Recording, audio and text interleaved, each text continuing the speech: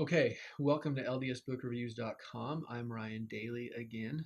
Today we're going to review The Council of 50, a documentary history. This is by Jedediah S. Rogers and published by Signature Books. Now, I actually am a Signature Books fan. I really appreciate their place in the marketplace. And to be honest with you, this was one of the most anticipated releases of the year for me last year when it was released. And it was the most disappointing book as well. I give it 2 stars. And I'll just be frank with you. The reason is that even in the introduction and the forward of this book, you pretty much walk away realizing this is going to be a waste of time. The the editor pretty much acknowledges that he didn't have access to everything that he wanted to, and that he wouldn't have access, and that the real content was going to be published by the Church History Press in the Joseph Smith Project, which just recently came out. But yet, I love these documentary histories usually. The objective of a documentary history is to go through and collect all of the tidbits and kind of create this documentary using just core content or source material through journals and personal writings to craft this story. And yet there's no narrative to it. So you're able to understand it on your own.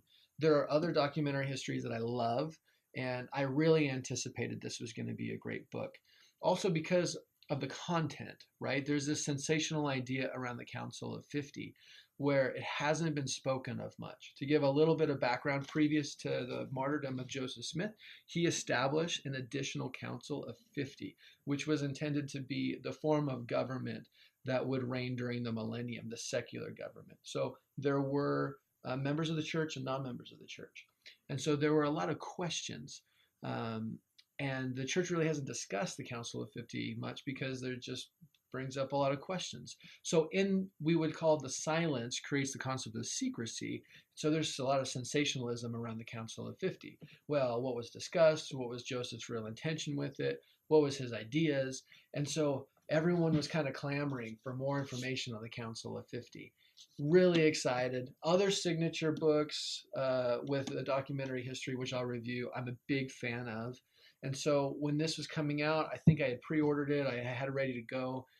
And by the time I read it, not only did I realize it didn't have the content I wanted, I kind of realized that the lesson of the book is that the Council of 50 really wasn't a big deal. It was, here's all this information on the Council of 50, and now that we've done all this research, it really doesn't matter, and it really wasn't a big deal, and it wasn't as sensational as everyone thought.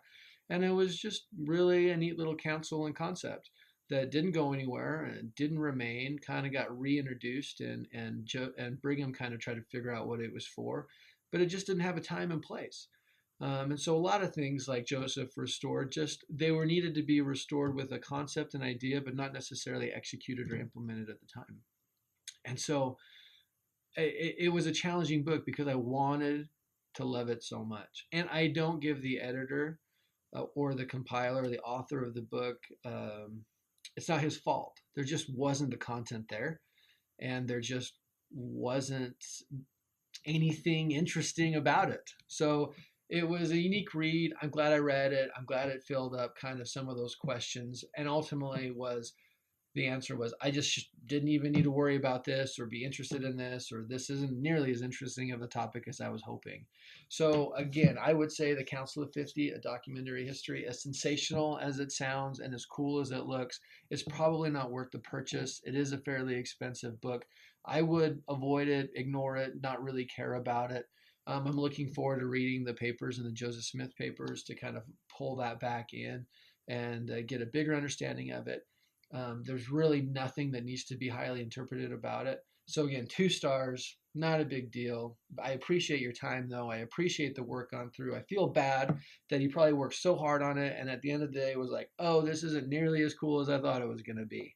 With that, I'll leave you. If you enjoyed this or you'd like a full write-up, please visit ldsbookreviews.com, and you'll get more information on this book and other books, as well as follow this video. Thank you.